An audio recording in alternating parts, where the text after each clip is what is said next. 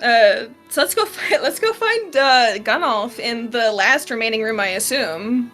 Or do I have to roll again? You find Gunnolf. Cool. Thanks.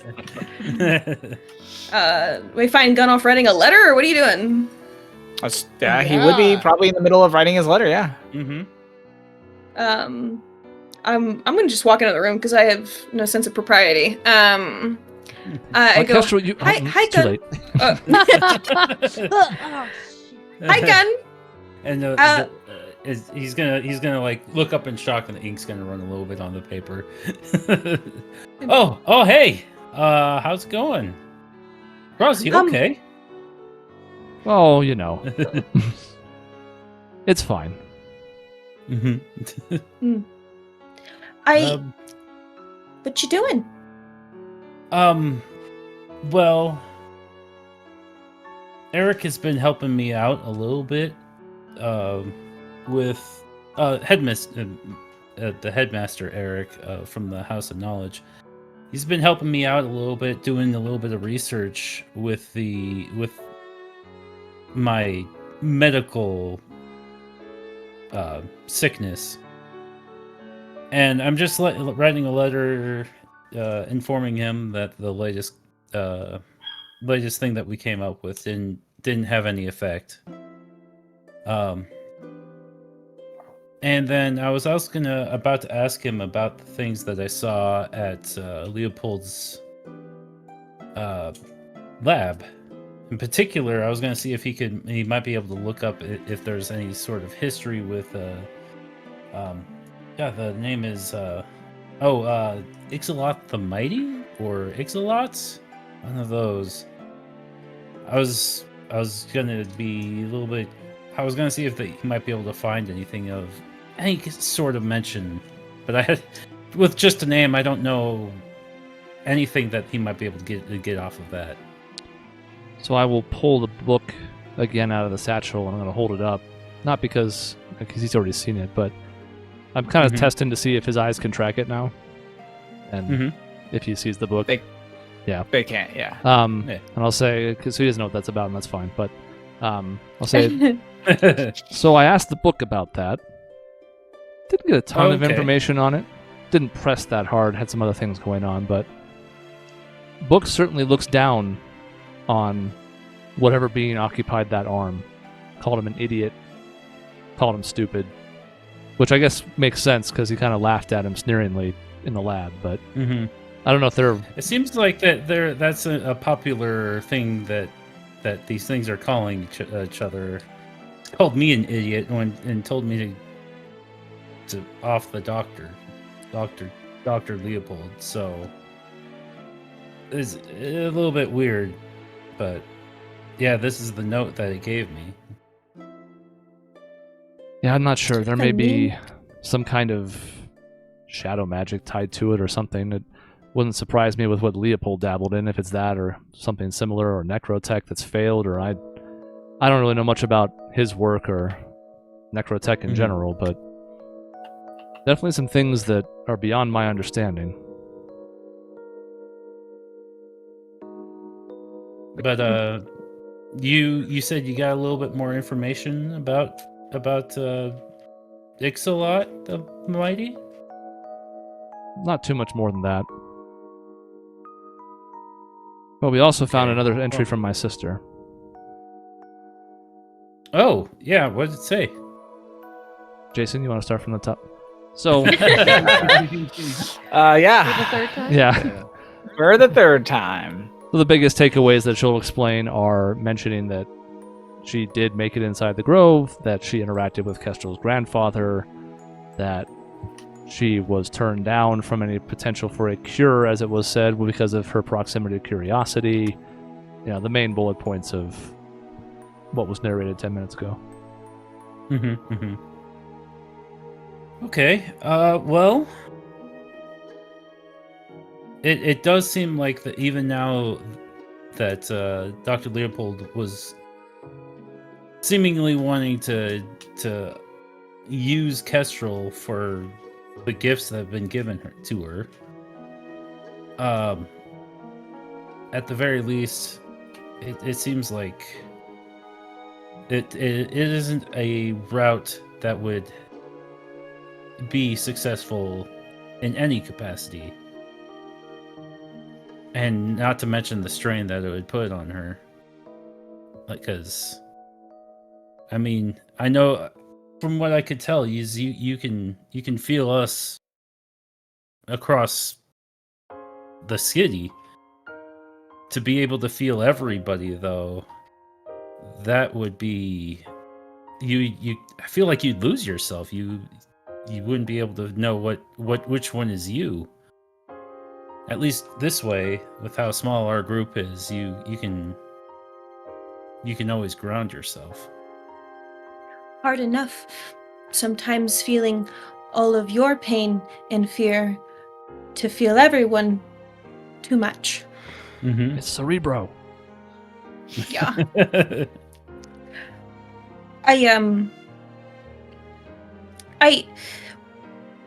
did ask Rosalind about the trail that she was following, and that's how we got to this revelation about the new journal entry. But it made me consider. I'm sorry, I am all over the place. I wanted to go over a book with you, Gunnulf, because I bring Rosalind right now because I think it may concern her as well. Mm-hmm. And since we were looking at her journal and the trail following Rosalind and Naravine. Oh, so, did you mention who your sister's name was? Ever? Not in this conversation. It has come up in the past. Ever? Have I heard it? I imagine. Okay, I I don't don't. know. Maybe. Okay, I don't know if cool. Kestrel's actually been present for those conversations, but maybe. It's possible. So I'm like, her sister, Naravine. Naravine. Naravine, yes. Flesh. And I know that you have a particular issue that I was gonna help you look into, and I think all of it ties together. So I thought maybe she should be present while we look at this book for you, but maybe also it helps her. Yeah, of course. No, let's. All right, yeah, let's. He's gonna scoot over to the bed. He's like, all right, yeah, let's read this book. Okay, I'm gonna plop down on the bed next to him, and I'm gonna pull open my book, and I'm gonna hold it upside down. Mm-hmm. Okay. And Gunnulf's gonna be just kind of like he'll just kind of maybe take it and put it to the right side over, and then kind of open it up further so everybody can read along. You coming over, Roz? She won't sit on the bed, but she'll look over your shoulder. Okay. All right. I can't read, so I will need you to help. Yeah. Please. So Gunnulf will everything he reads aloud, he'll just put like his finger underneath what he's reading. Is this contributing to my progress on reading, Jason? I will. Oh, Gunnulf, make me like a. Oh, what would it be to like teach somebody? It's got to be like Gunnulf is misreading as well. A willpower, at least, right?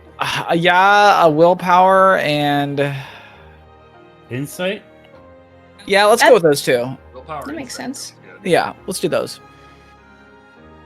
Ooh. I just want to see the quality of the I like lesson. there's just You know what I'm the three saying? of them, I don't like that. Oh, I am going to re-roll that. Like, and then Yeah. they're all gonna show. But it all of to a sudden Marie. just has amnesia and can't read it. They're all gonna go show it to Albus. I am gonna roll just one of the dice because I was like, I start out initially like reading fast and it, like just kind of blitzing through the book, and then I'm like, remember, oh no, I have to Slow Like- down. slow down and take my time with this. So see if I do this right. All right, there we go. Okay. It'd be a 9, so it's maybe not the best, but it is better than 7. You know, there's a reason Steve recommended Rosalind to teach me. Mm-hmm. Because Rosalind won't sit on the bed. That's right. So okay, now Kestrel, make me the same check. Oh. Rosalind can backseat learn teach. Yeah. Every time Backseat Gunnoff driving? screws up, Mhm. Rosalind Are can you pick gonna it up. help? You can aid in this, can't you? If I'm allowed. Actually, yeah. Why don't I use another Fabula point? So that's 2. To add 1 to that score to make it a 10. Excellent. Oh man. I love this idea for no particular reason. Would you like me to re-roll my 4? Yes.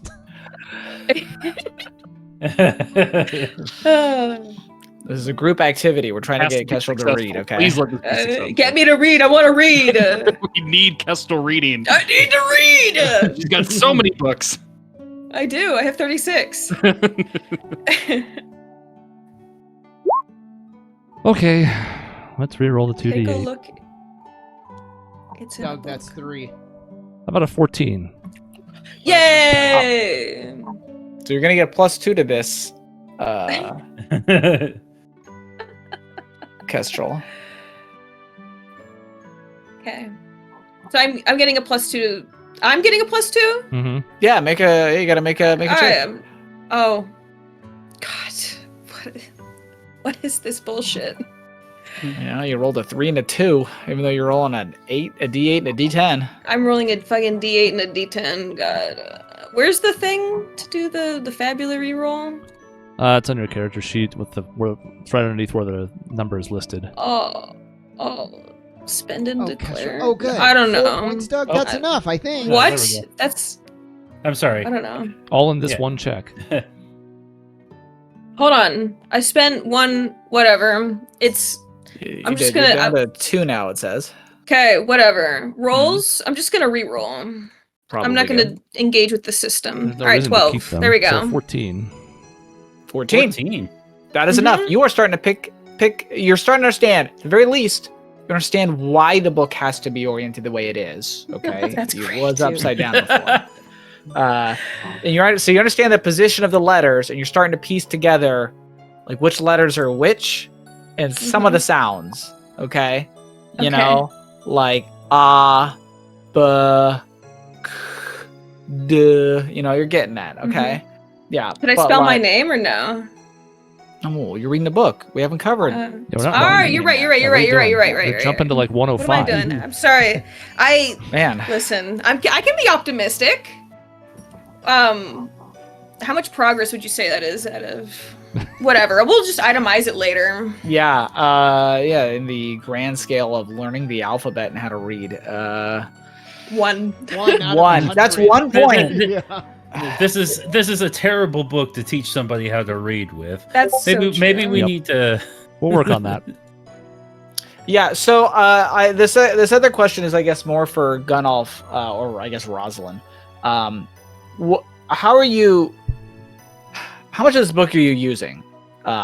There's a lot in this book, but like, are you just reading like the first chapter to Kestrel, or are you guys trying to teach Kestrel stuff while also trying to see the contents of this book? Like, is this just a lesson for Kestrel, or are you guys trying to like read it as well and understand what's in it? You should I'm trying to find a relevant section, if possible, Okay. regarding like the area of town and the various, I don't know, the things that are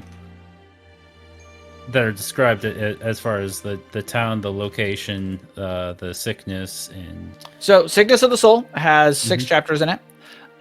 Chapter 1 is natural illness and its reflection within the astral expanse.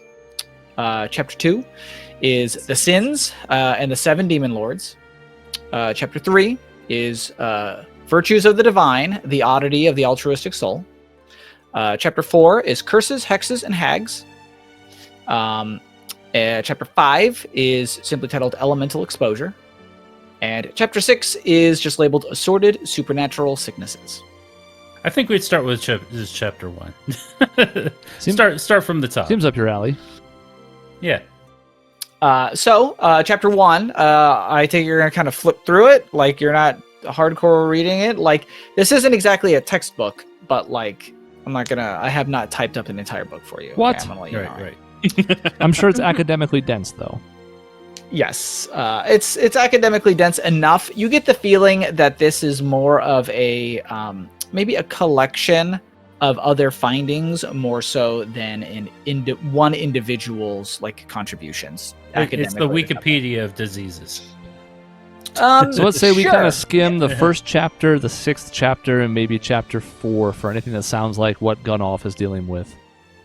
And while So the doing first so, we kind of chapter- like point out some of the more basic words to Kestrel on the way. Like, this is the, that keeps popping up. That's one, you're going to see that one a lot. Like, The book does have illustrations in it. There are a bunch of things, like in chapter 1 when it covers natural illnesses. The book seems to factor specifically on sort of supernatural illnesses to it, but it covers how illness is reflected within the astral expanse, and how a lot of times that sort of the impression of becoming sick can sort of like blow back into the natural world itself, which is where the god of plagues and their sort of servants and whatnot can affect the real world with diseases that are both very real but sort of supernaturally virulent in how they spread. So there's sort of a play between the two. It rides the line between being a sort of a supernatural sickness that, like, say, targets the soul, and being a very natural one that you could use natural remedies to stave off or fix. The first chapter seems to be covering that sort of thing, and it's got depictions of the sort of like the church or the servants of the god of plagues. They're chosen. The ascended beast folk in their case are the rat folk. Now, not all rat folk agree with this particular god or servant, but that is they were the ones that were brought up originally. You said, I'll just go through the different chapters because you flipped through them, I suppose. The chapter on the 7 demon lords covers the 7 different demon lords. Each one of them is illustrated as best they can be. I suppose I can list them as you go through them. There was Lucius, king of the demons, Lilith, queen of the demons. There's Felgor, the high Philistine, Humbaba, the false gourmand, Mamos, the baron of greed, Sot, the high general of wrath, and Levia, deacon of spite, which earns, at this point, I suppose you'd all maybe even hear it. You, for a moment, almost think you hear like a spiteful grumble from somewhere in the room, maybe. Wait, Chris, did you bring the book with you? Mhm. Yeah. So you hear a spiteful grumble when Levia is mentioned. The third chapter just covers these sort of different virtues that are sort of picked out in the sort of astral expanse. They don't seem to have quite as coalesced say forms. It's not like they have their reflection of like demon lords per se. It seems that they're merely servants of the many different gods and other sorts of things, and they are altruistic in their own ways. Chastity, temperance, charity, diligence, kindness, patience, humility, that sort of thing. Chapter 4, which you wanted to read up on, covers the nature of occult magic, and specifically how Baba Yaga sort of brought modern day hexcraft to Chroma. It seems like she had an understanding of it that she passed on to individuals that she thought were worthy of knowing, and they passed it on from there. It seems like the actual nature or origin of hexcraft is hotly debated, even by the book's own standards, because there are many who question how a being from another realm could bring magic over. So many postulate that Baba Yaga was merely using means or knowledge to access something that already existed in Chroma, but no one else had been aware of, essentially. So that's sort of a bit of that. Hexes and curses have a lot to do with the relation between two things. Divination also falls into this category. A lot of times it has to do with otherwise mundane things that are given what they might call occult significance, or this is where like I'm trying to think of an example that the book would use. So like you can use, say, a symbolic object that specifically symbolizes something because of belief or common knowledge, to then represent that as sort of an allegory in your magic. There's a lot of that symbolic magic that's used and is sort of almost piggybacking or partially using some element of that kind of divine astral expanse where belief and knowledge and dreams commingle with magic, only it seems to have more, it's almost like you're like cheating in a way. You're not using the gods to access it, you're using symbology and that sort of thing. And there's talk about the stars and constellations, meaning given to the stars, thus ascribing to the sort of natural spinning and workings of the world, and thus fate, the cycles of the day and night, the moon, the sun, all of that. All of those sort of things symbolically representing time can then be used to kind of divine like how and where like certain people's fates are going to be what sort of stories their lives will tell, that sort of thing. There's a lot of that sort of symbolic meaning in those sorts of things.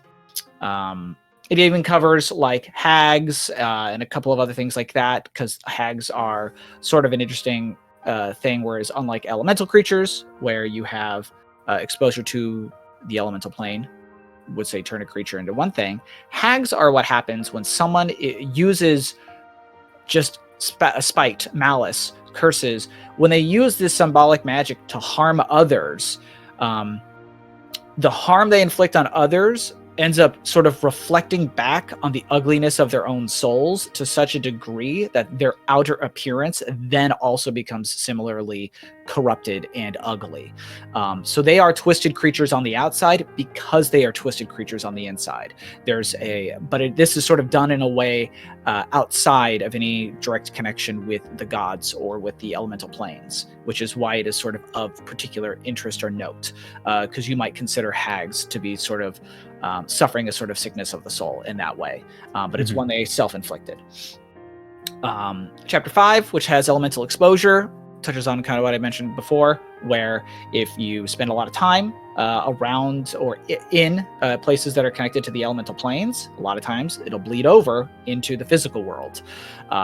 And so if you were to decide you want to go live in the elemental plane of fire, eventually your own form would become very fiery itself. You might get fire resistance and whatnot, but then you'd probably really struggle to come back to the material plane because any amount of water or moisture would just feel oppressive and stifling. And there's a lot of that sort of bleeding between the two, where exposure to one for too long will effectively corrupt not just like your body, but who you are yourself. You might become more hot-tempered if you were aligned with fire, more passionate, more driven in that sort of way, more say stoic or reserved with the plane of earth, things like that. There are elements and sort of meaning between these things that can infect the soul if you're exposed to them.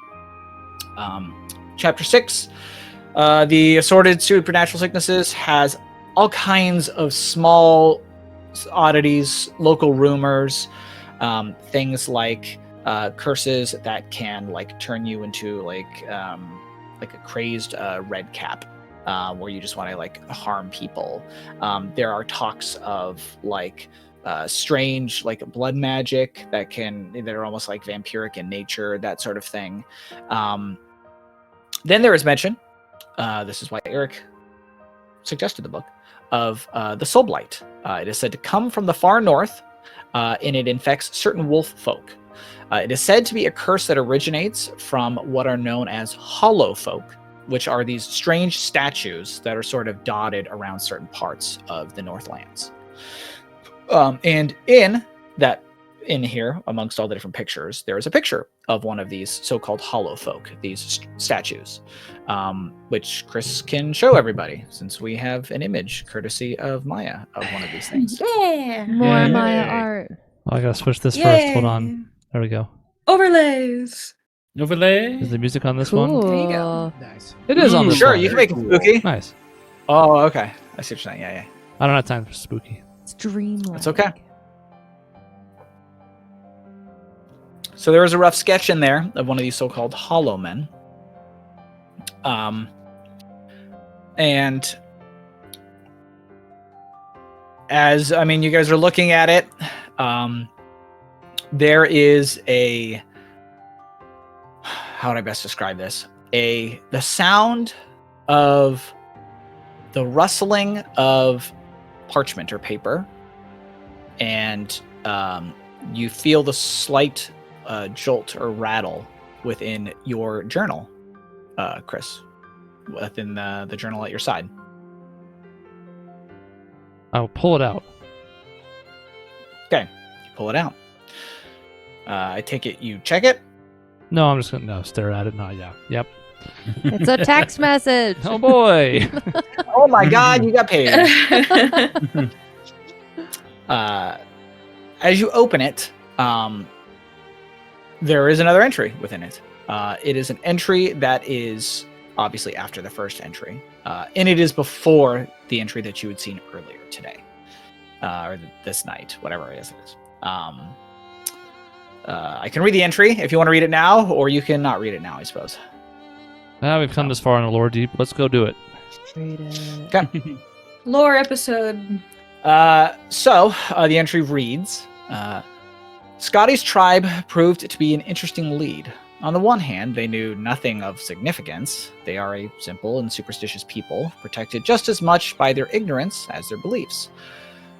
What I did learn was that Scotty's family and her curse come from a tribe other than the one she grew up in, a tribe lost to the Soul Blight. When I inquired about what they knew of the so-called Soul Blight, I was only given the vaguest of answers. A sickness that steals your will to live, the living death, the hollowing. When I asked about the cause of this sickness, I found that the people there seemed hesitant to share. I was forced to be a bit more persistent than I had hoped, but I got my answers. The Hollow Folk. They warned me to stay clear of the chasm to the north and to avoid the statues that mark its border. If I've learned anything in my travels, however, it's that people don't warn you to stay away from nothing. So I headed north. After about a week, I finally found one of these statues. It was littered around the outer region of the northern chasm, just like the Wolffolk had said. Carved from stone out of the local geography, it loomed over a clearing that almost seemed devoid of any plant or animal life. A blight, if you will. I've seen many horrific and disturbing things in my journeys these past few decades, but even now I find the very memory of that statue unsettling. The figure depicted in the statue was unlike any creature in the material or astral that I've ever seen before. It sported 8 limbs and seemed to resemble something akin to a living skeleton. The two arms held a bowl, 2 were held aloft in a meditative stance, and the final pair covered the figure's face. It sat cross-legged around the bowl that, I assume, had once contained a mirror of some kind, given the heavy presence of divination magic. Although time, malice, or greed had since destroyed any traces of the mirror. There was something else there, though, some form of magic, far older and stranger than anything I recognize. My senses and spells told me that the statue is a powerful foci of divination magic, yet something in my gut recoiled from it. Necromancy? The abyss? I cannot say what it was. My search continues. If these blind watchers stand guard around the northern chasm, then that's where I will go. Wagner and Scotty deserve answers, and I will find them. And that's the end of the entry. Oh, it's a lot. In a way, I hope to see one of these statues myself. And I guess that leads us to continue following in your sister's footsteps. We have even more reasons than we thought to continue north. We have a gun. And I'm going to give him a meaningful look. I'm going to say, I wanted to look into this because it is very important that we look into your people and now these statues. And I'm just gonna... You going to share? Sorry. That's not, she doesn't say that, but she's giving you the opportunity to, and if you don't take it. it's probably of no surprise, but this is a good moment for you to know. Suppose you might be the only one left that doesn't, considering Miss Sharp and I have history. Albus and Steve were there when we were discussing it with my grandfather. But the disease, as described in this book, is something that I am currently dealing with. I sort of wondered. I'm going. Not anything like Sorry. this, and she kind of gestures at the picture, because this is not like anything I've seen before, but just you had been quiet about it in our travels after I joined the three of you. I wondered if it was worse than you let on. I have no idea if I actually put my glove back on. I'm gonna say I didn't, and just kind of show my arm with marks proceedingly going up the arm. The closer it is to the hand, the more faded the marks are. Is like every night I test to see how far it's proceeding, and after our battle today, it went a lot further than it ever has before, with the amount of stress that I was made to endure by our two adversaries, I suppose. That today was about the worst day for it. It's almost past where the glove covers. If you don't mind my asking, how far does it progress on a normal day? What I'm asking essentially is, how much time are we talking without external factors, without stress? Is this a drop everything and skip Casimir, or? No. I mean, it is a steadily proceeding disease, and even after it courses throughout the entire body, it doesn't immediately make people lose the will to live, as described in the book. But as best described by my mom, is when you don't have that sense of feel to anchor yourself to the world, you lose the sense of anything. You don't remember that you need to eat. You don't remember that you need to, as best as I can say with present company, relieve yourself. You have to be put on a schedule to remind yourself. And after so much time of this life without feeling, you start to even lose more sense that anything is real. And that's perhaps why they call it what'd you say, Jason? Soul blight. The soul blight. There's nothing in there keeping you tethered to this world.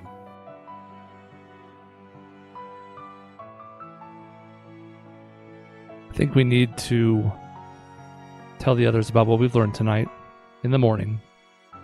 Mm-hmm. There's no sense adding to everybody else's burdens tonight. Nothing we can do about it tonight anyways, but maybe on the journey north to meet up with Wolf, chance to tell the others. If you're okay with it, it's your decision. It's a little more personal for you than it is for me, just because it's my sister we're talking about and not myself, but I would like to see this. I need to follow the path that your sister has laid out for us. In any sense, so that I might be the last one that has to really deal with this disease. The best that I can, if I can make it so no other child has to suffer this, it's not even pain. It's the lack of pain. In a weird sense. If I'm the last one that has to deal with it, I think my journey will be more than worth it. And I think with the group that we have, I think we can do it. I think we have a chance. It seems kind of weird with our motley crew put together, but I know we have a chance. We're gonna fix this. Kestrel is nodding enthusiastically. He also has a hand on his arm. Mm-hmm. And projecting that same light confidence. Mm-hmm. Which arm? The one that he can feel with. Oh, okay, good. Because we've been over that. We've been over this. My magic does not affect that other arm. It's like, is it this hand? No, can't feel it. That's a lot to think about, but the rest of the group deserves to know. I can't decide if I'm going to sleep well tonight after everything that's happened or not at all, but I think we need to rest for the journey ahead, even though tomorrow shouldn't be that bad. We do have a hell of a time waiting for us once we're done meeting up with Wolf. The further north we go, the more fraught with danger I think this is going to get. Wolf will protect us. Wolf is strong. Stronger than anyone you have ever met. I tell you this now. He's going to protect us, and once we find him, everything will work out. I know this. So what? I want my brother and him to meet. With how much you've been gassing him up, he's gonna say gassing him up. I feel like maybe your brother and my brother would get along well. I bet you anything that Kisif would love to spar with him once or twice. No. And Kestrel actually looks kind of upset by this idea. She says, No. Never wish to fight Wolf. Ever. Kisif fights because it is fun. Wolf fights to kill. Never fight Wolf. He will take the challenge very seriously. I don't. He will kill you. I'll pass that along. That does seem like it might be a bit of a concern. Okay, yeah, all right. just let me take care of it. Everything will be fine.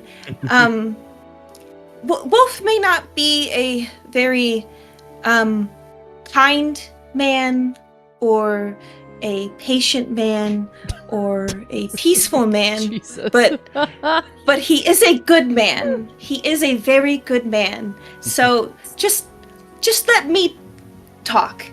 Everything will be fine. I believe you. And everything's gonna be okay. So, Rosalind, I think you'll sleep fine because we have hope.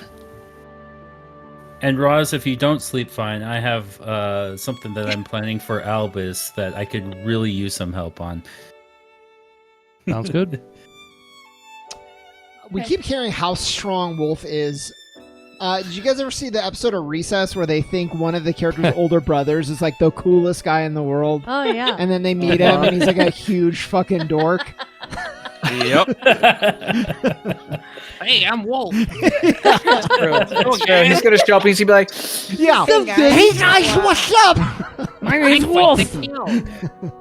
You want to see my stamp collection? Yeah. Oh my gosh. Oh jeez, I'm so glad I caught up to you all. Yeah. That'd be so funny.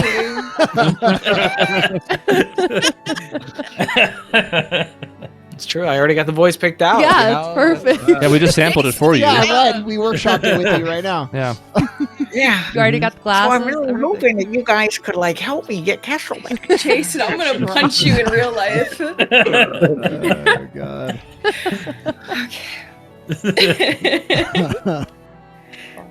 So Roz is going to go to bed in whatever room. We never really assigned Mhm. roommates. It doesn't really matter. It's not worth the time. But Mhm. presumably some other room. Otherwise, it'd be like, I'm going to bed. And then she like walks 2 steps and goes into bed. That's weird. So She's like, I'm done with this conversation, so she's gonna go sleep somewhere else, even if she was sleeping in here. she's about at her limit for revelations for one day. Mhm. It's fair. Kestrel's still sitting on the bed, though. And she looks over at Gunoff and she asks him, how far up is it now? I'm sorry. She points at his other hand. Oh, it's nearly to where the glove is covering. I might need to get a new glove here to make sure that I don't hurt myself any further. There's been quite a few times when if I hadn't been paying attention, that if this glove had not been there, my injury could have been a lot worse. So I'll need to have something here to protect myself from myself, especially if I keep on working on these things, all these little gifts that I'd like to do. Yeah, you do like to work on things for other people. I hope that you can work on you too. You know? It's very important. And that's why I got the book, because I worry you don't take care of yourself. And I thought maybe I needed to help you take care of you. You're probably right. In my own mind, I'm not as much of a priority, and that if I can bring happiness to other people through these small little gifts, that maybe my time here is bringing happiness to other people was more than worth it. And I want to continue to do that. And to do that, I'm gonna need to be cured, to heal myself, so that I can do it as long as I have the time for on this world.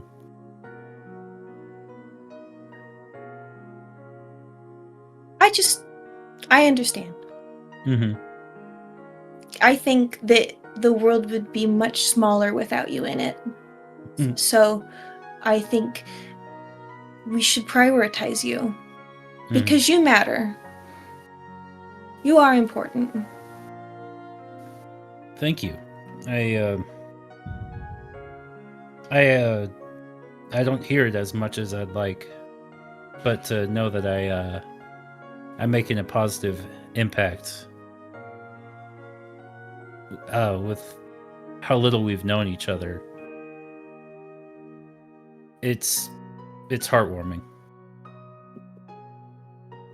It's good to look at the good things in life. You think maybe I wouldn't look at good things so much, but I think that there's a lot of beauty in the world, and I've seen a lot of it. I've seen colors I never thought I'd see. I've smelled things I never knew could exist.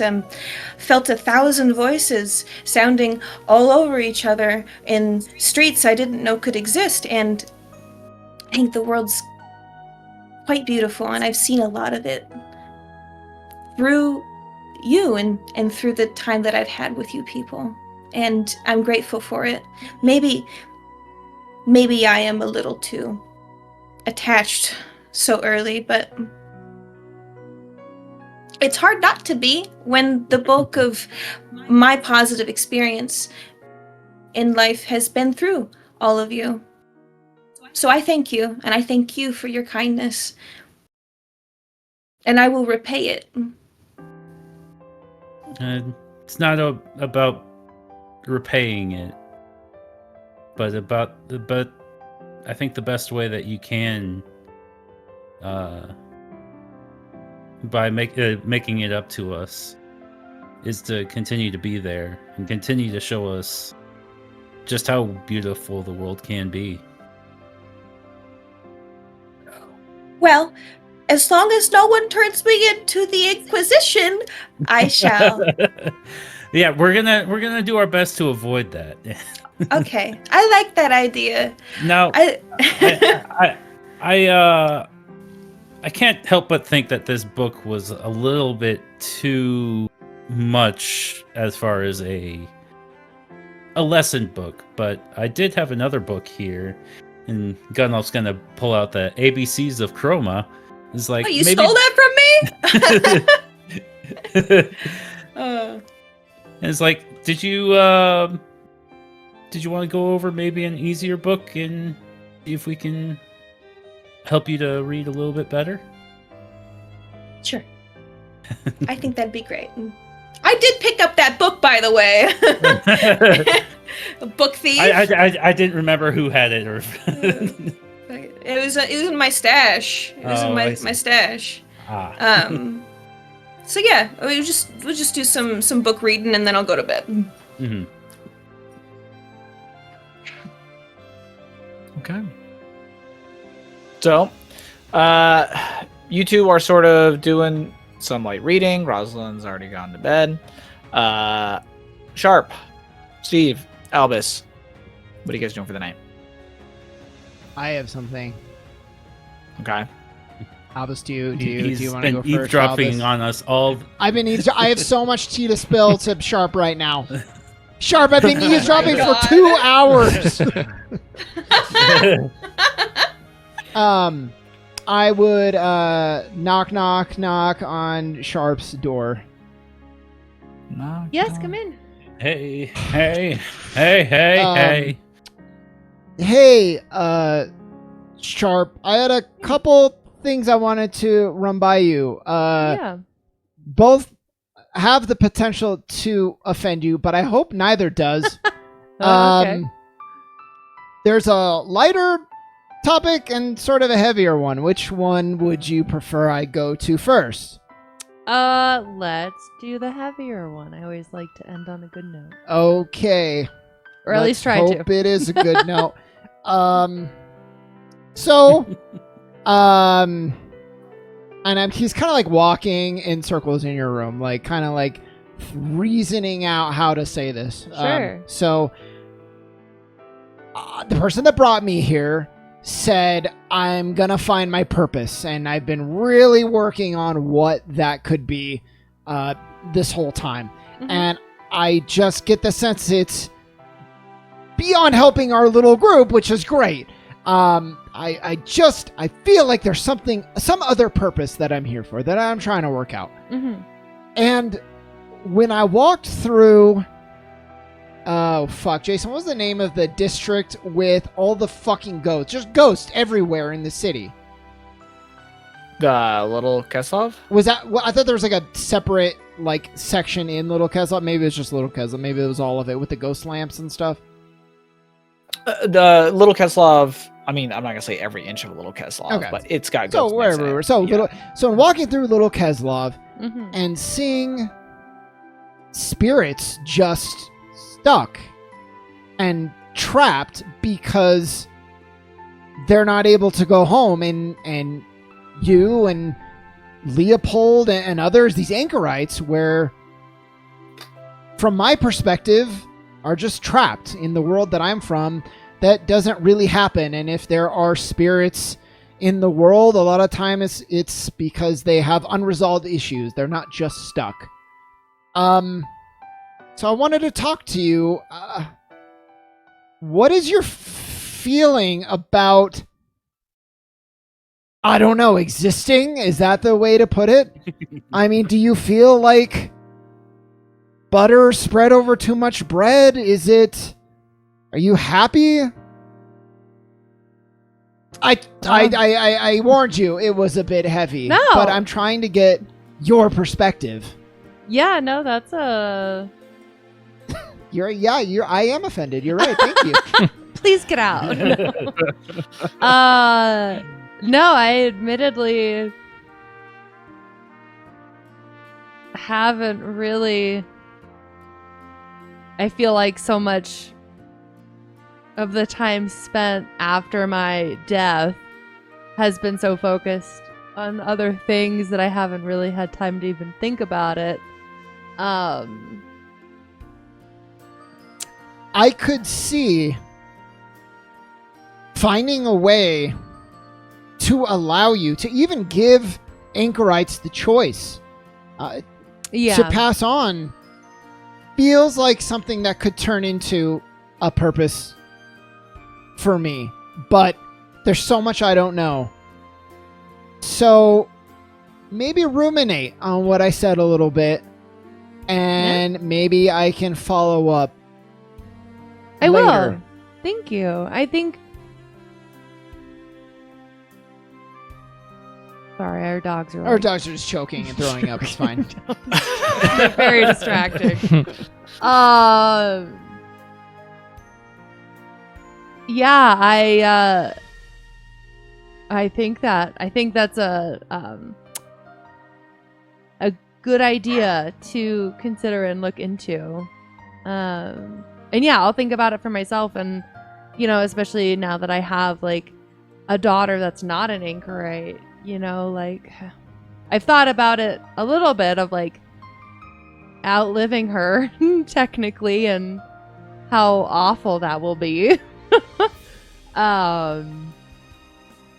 But and then obviously with experiencing all of the like what living people experience when Kestrel did her special thing that I don't even remember what it was called, and now coming back to this is it feels pretty empty.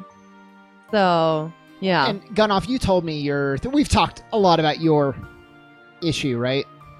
Your soul, you didn't know it was soul blight, but yeah, I wouldn't have known it, but I would have known about like all the symptoms and the gradual losing of oneself, and seemingly their will to stay. Yeah, and so again, I don't mean offense, and I think I have inadvertently offended you already multiple times throughout our travels, but gone off talking to me about his symptoms and the numbness and how that feels, it just really makes me wonder about you. So think on it. Thank you. Yeah, and we can talk more. The other thing I wanted to tell you, sorry, the dogs are so distracting, was so I maybe overheard you and Leopold talking when we were leaving. I wasn't trying, it just happened. Sure. That's fair. That's a lie. Yeah, that's exactly how it happened. It happened, and then I didn't move out of where I could hear. No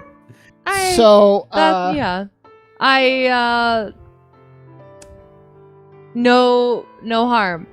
Anyways, I don't blame you. I owe you an apology, because I had found you a bit icy, and I think it's easy to assume that the numbness that you feel in your senses is also shared by your character.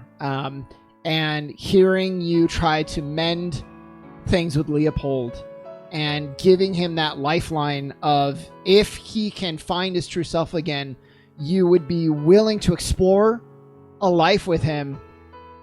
I was very impressed. And I think you have empathy that I was just stunned by. And I just wanted to apologize for misreading you originally. Oh, well, thank you. That's very kind to hear, because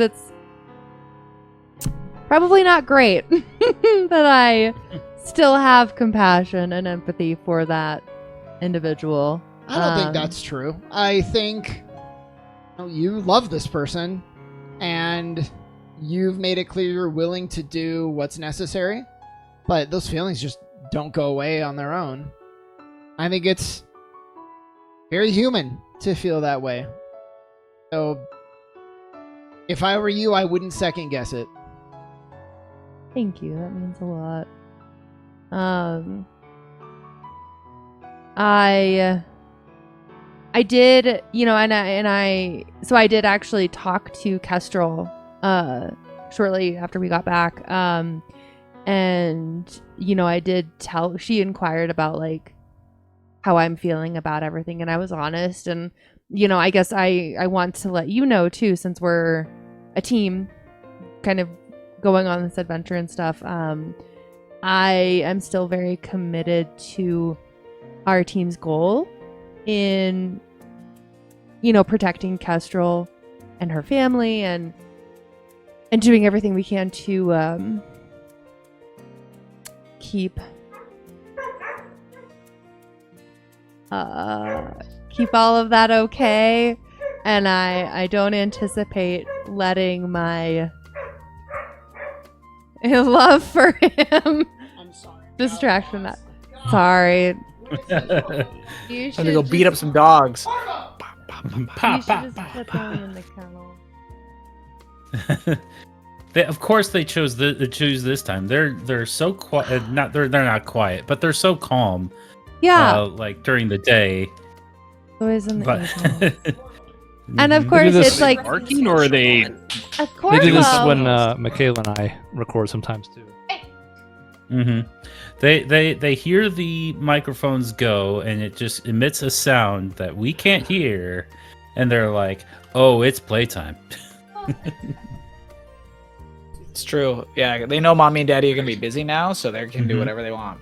well, and I feel so bad because like Lynn and Michaela were just here, for like a brief moment, and they were like totally normal, and then the moment they left, shit hit the fan. It's like, what the hell, guys? Okay. I'm so sorry. Continue. Sensory overload. No, that's okay. Yeah, essentially Sharp just is like reassuring a second person that like she doesn't anticipate, I don't know, like changing sides, or like, because obviously she was still like sort of a part of that a little bit, not completely, but so yeah, she's just like reassuring, but yeah, but she thanks Steve for being considerate of like that numbness, but also recognizing that Sharp shows those like qualities or whatever. Yeah, definitely. I will. It's been a long day. I'll leave you some time. I just wanted to say that before we check in for the night here. Yeah, thank you. I wish I could sleep. That's why I didn't say sleep. So true. I appreciate it. She's up all night. All right, so I leave. Teach Kestrel how to read more. Yeah, teach me how to Stay read. up all night. How much progress do I have after doing the ABCs of Chroma? Do I get more? Make me a check. Oh. Okay. Thank you for your help. And do I do an assistance check? Are you helping her learn the ABCs of Chroma, or did you go to Yeah. bed? No, Yeah, we were both still- reading together. Okay. These yes, kiddos you who do get can help. fucking sleep still choose not to. Oh, the fuck? That was ham. Jesus. Okay. So for everybody that can't see our screen, she rolled a D8 and a D10. She rolled an 8 and a 9. Mm-hmm. Nice. Damn. 17. And then mine was 3. So maybe I'm doing an okay job teaching. It's past 7. Frankly, I'm teaching myself. But you Yeah. are absorbing it like nobody's business. Context. Take the book clues. out of his hands. I'll take it. From Okay. Were you keeping track of how many points I gave you last time? I got 1 point last time. How many do I got now? You add 2 points, so you have 3 in Oh, total. plus two. Plus two. You're really taking this well. Yeah. I can only assume that Eric sent you home with this book. He's a pretty smart fellow, so I bet you he gathered that you were doing this for me. Did you wanna see if we can write a note to Eric on my letter that I'm writing him, thanking him for the book? I thanked him plenty with my secret knowledge. But sure. And so, I would like to give her the pen and see if I can help her scribble a note to Eric and thanking him for the book. Okay. I will remind everybody present. It's been a while since everyone's been a child. Reading and writing are 2 separate skills. Absolutely, they are. So you are welcome to make a check on how successful you are at writing for the first time ever on the language you don't fully understand. I'm going to guide her hand as much as I can possibly. Yeah, dude. Are you like holding her hand? Yes, Have absolutely. we actually gone through like the alphabet yet at any point? No. We've gone through the ABCs of Chroma, so I'm learning the alphabet. I learned the alphabet. That's what the 2 points were from. Okay, great. Roz might have suggested that, but she hasn't had time for teaching tonight. Okay. So would this be a dexterity check for me if I'm helping her write the? I mean, I guess Kestrel's not really writing it. You're just sort of using her hands to write it. Well, I'm getting used to the feeling of it. You know? Are you though? Because you're not doing it yourself. Your hands are just there doing it because somebody else is moving you. Don't be difficult. I'm just saying, Jason, tell me which.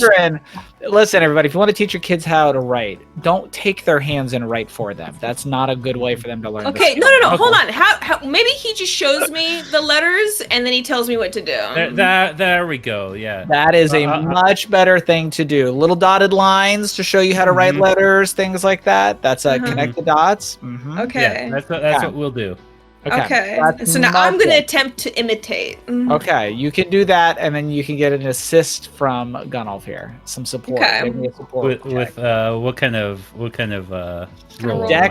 Dex and insight. We'll do that. Okay. Yeah. It's a good thing I'm a smart cookie. And I Damn it. I will add another 2 from my Fabula points. Okay. To make it an 11. That is your bond with Kestrel? That is my bond with Kestrel. Okay. In theory, you have succeeded. Okay. Now the quality of the writing is another question. The quality is not important. The fact is it is there. Yes, a message has been written. What is the message, by the way? What do you write? Or I guess you don't have to tell me, but well, I want to know. I'm gonna write in the most basic, like childlike English possible. Just like, thank you for book. And your name, yes. And then I'd sign it Kestrel, but like the K's backwards and like, you know, yeah. I spell it the way I think Kestrel should be spelt because spoilers, this is not how Kestrel is actually spelled. Say hi. How are you? Okay. Cool. And I dropped the pen and I'm very happy with my handiwork. And I'm like, yeah, great job. Thank you. I think it looks good. Not as good as yours yet. It's not. That's not what's important. The message. What's important is the message, and I think this will touch him in the heart much more than any of my writings have in the past. That's a lot of pressure. But thank you. I'm gonna go to bed now. Okay. Okay. Have a good night. Good night. And I'm gonna go to my bed and pass the fuck out with my shackles off. Okay. Okay. Mhm. And I'm gonna burn the midnight oil. Okay. And Are never you- sleep. So are you gonna sleep at all? Or are you just Uh, saying you're using the camp activity? Yes. That's what you mean. Yeah, I'd love to use my new camp activity, but I don't think anything what I did would qualify as somebody being able to give me one of their skills. So I mean, I don't know. You could have Roslyn or Gunolf pick a skill and hand it to you if you want. yeah, Sure. Rosalind, what skill are you gonna give me? Teach her all your card magic. I don't think anything came up that has anything to do with her skills. Okay, yeah, exactly. This is my point, though. The time stop. You're an entropist, right? He talked something I about. am. She talked something about. I have not learned that skill yet, so it'd be difficult Yeah. for me to True. teach it. What That's better way to okay. learn? Like- I do have a skill that I will pass along, and Okay. maybe this will do something. It's called Real Treasure. Yeah. So once per session, when you help an NPC or community defeat greed and or corruption, improve their quality of life, or coexist with other creatures, you get trade points, to which you can use that for item points. Inventory points. Okay, so I could use trade points interchangeably with inventory points in theory. I'd say that in this certain circumstance, it would be applicable. What would you say, Jason? I mean, sure. I mean, you can exchange trade points for inventory points. I don't see why you wouldn't be able to do the same. Cool.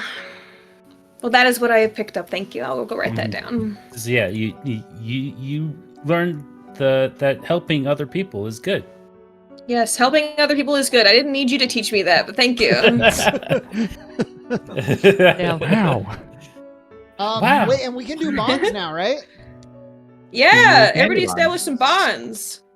I have two really good ones. I think because I have a bond with Albus, I will make one with Sharp. This is like the first time we fucking interacted on Yeah, anything. kind So of is.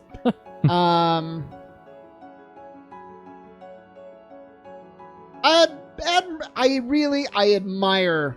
I told her as much. I really admired her ability to find that forgiveness despite everything.